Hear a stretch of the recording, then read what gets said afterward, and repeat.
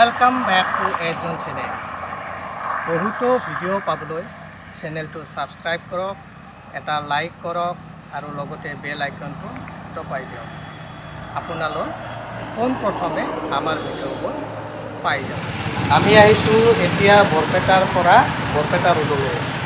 এই বৰপেটা ৰোডতে আছে এখন শাখা সত্ৰ আৰু সেইখনে হৈছে বৰপেটা ৰোড শাখা সত্ৰ।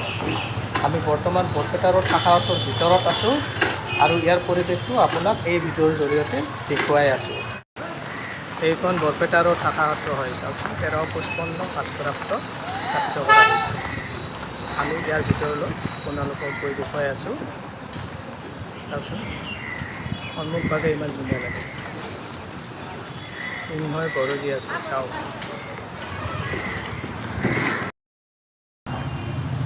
এয়া চাওক, এইটো ভিতৰৰ চৌহদ পৰিৱেশৰ হয়। এয়া চৌহদটো চাওকচোন ইমান ধুনীয়া লগা, গছ গছনিৰে ভৰা। এই চাওক, নাৰিকল গছ, তামোল গছ, এই মানে বহুত কিবা কিবি আৰু চাওকচোন। আগলৈকে গৈ দেখুৱাই আছোঁ। বৰ্তমান আমি এই অলপমান দূৰৰ পৰা দেখুৱাই আছোঁ আপোনালোকক। এয়া চাওক, বহুত ভাল লাগে।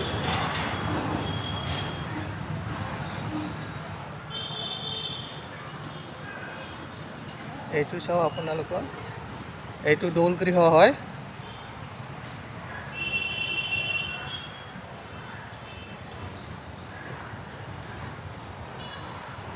সম্প্ৰতি কৰোণা মহামাৰীৰ বাবে ইয়াতে যিহেতুকে কাৰ্যসূচীবোৰ বন্ধ হৈ আছে, গতিকে ইয়াতে মানে এই গছ গছনিৰে মানে ঘাঁহ বনেৰে, চাওকচোন ঘাঁহ বনেৰে অলপমান লেতেৰা যেন লগা হৈছে। পৰিষ্কাৰ হ'ব আৰু কেইদিনমান পিছত। এইটো শংকৰ মাধৱ মঞ্চ হয়। এইটো দৌল গৃহ হয়, চাওকচোন। এইটো হৈছে মূল কীৰ্তন ঘৰ। এয়া চাওক, মূল কীৰ্তন ঘৰ ইমান ধুনীয়া লাগে, চাওকচোন। আপোনালোকে বৰপেটালৈ আহিলে বৰপেটা ৰোডলৈ আহিব। এই বৰপেটা ৰোডতে আছে এই বৰপেটা ৰোড শাখা সত্ৰ।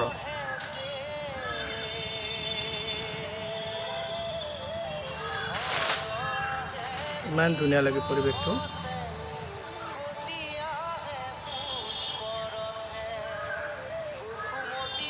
এইটো চাওক, লুলু আমাৰ লুলু ইয়াতে মানে পজিশ্যন দি আছে, চাওকচোন। আপোনালোকে আহিব ইয়াতে, বহুত এটা সুন্দৰ পৰিৱেশ। লুলুৱে আপোনালোকক আহিব কৈছে, আহিব আৰু কি কয়। আপোনালোকে আহিব ইয়াতে, আহি মাথোন এটা সেৱা জনাব। বৰপেটা ৰোডৰ শাখা সত্ৰলৈ আমি আহিছোঁ আৰু এই শাখা সত্ৰৰ এজন ভকতে এই সত্ৰখনৰ বিষয়ে চমুকৈ আপোনালোকক ভিডিঅ'ৰ জৰিয়তে আগবঢ়াব। আপুনি অলপমান ভিডিঅ'ৰ জৰিয়তে কৈ দিয়কচোন।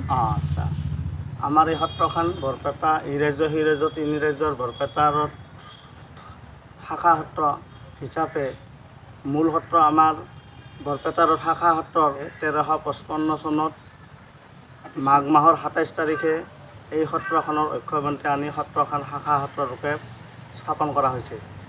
আৰু এই সত্ৰখনত বৰপেটাৰ আৰ্হিমতে 14টি প্ৰসংগত ভক্তসকলে এই 14 প্ৰসংগ চলাই আছে।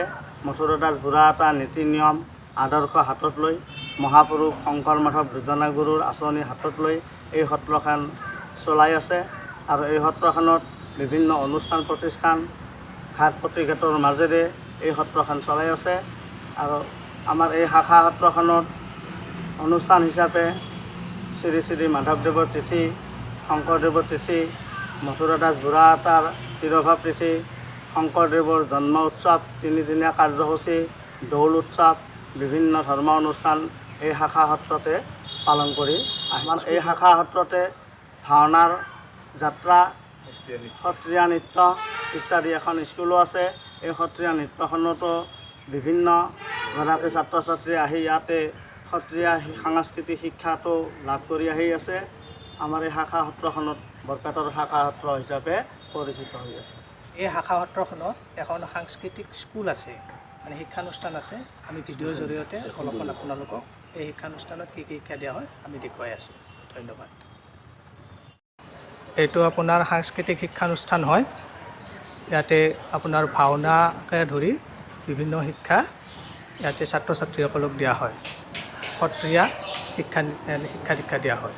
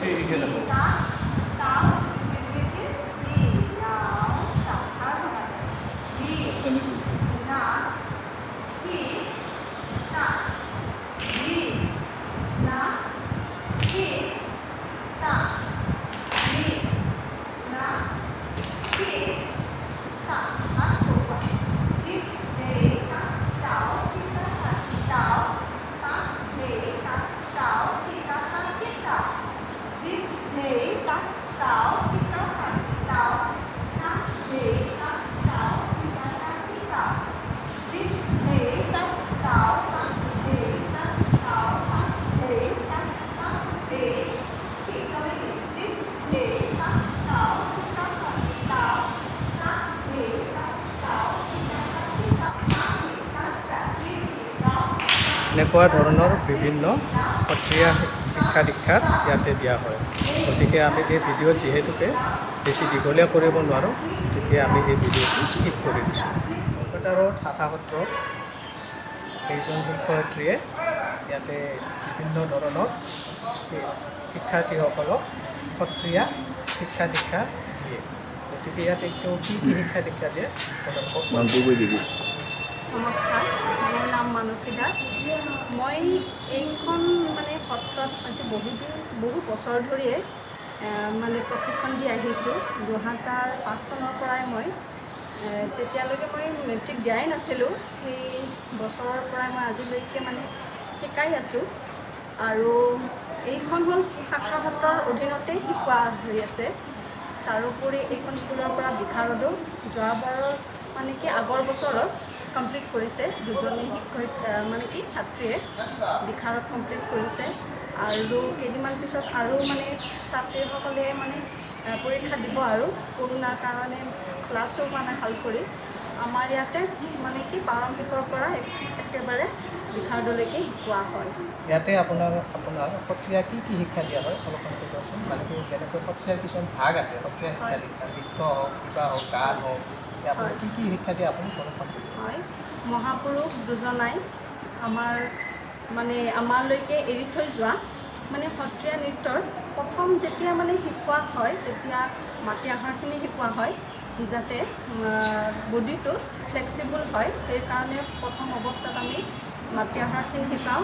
তাৰপিছত কৃষ্ণ নৃত্য, নাদুভংগী, এনেকৈ পৰ্যায়ক্ৰমে বছৰ অনুযায়ী পৰ্যায়ক্ৰমে শিকোৱা হয়। আৰু ইয়াতে প্ৰথম বৰ্ষ আছে, দ্বিতীয় বৰ্ষ আছে, তৃতীয় বৰ্ষ, চতুৰ্থ বৰ্ষ আৰু পঞ্চম বৰ্ষ। পঞ্চম বৰ্ষত আপোনাৰ বিশাৰদটো কমপ্লিট হয়। গতিকে আপোনালোকে নিশ্চয় গম পালে, এটা আপোনালোকে লাইক কৰি দিব। আৰু এই সত্ৰখনৰ বিষয়ে জাতি সকলোৱে, অসমবাসী হওক, ভাৰতবাসী হওক, বিশ্ববাসী হওক, সকলোৱে গম পোৱাকৈ আপোনালোকে এটা লাইক কৰিব। এইটো আপোনালোকৰ বৰপেটাৰ শাখা সত্ৰৰ ভকত গৃহ হয়। ইয়াতে ভকতসকলে থাকে। চাওকচোন,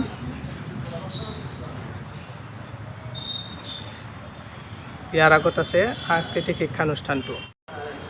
চাওক, এই সত্ৰখনৰ ভিতৰৰ চৌহদটো গছ গছনিৰে ভৰা, ইমান ধুনীয়া লাগে চাওকচোন। আপোনালোকে আহিলে ইয়াতে নিশ্চয় ভাল পাব। ইয়াতে যিহেতুকে সত্ৰীয়া ৰীতি নীতিবোৰ চলে, আপোনালোকে আহিলে ইয়াতে নিশ্চয় ভাল পাব। আমি ইয়াৰ আগৰ আৰু চৌহদটো দেখুৱাই আছোঁ।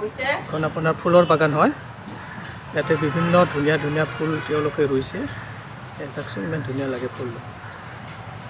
এই ফুলজোপা ইমান ধুনীয়া লাগে, নহয় জানো?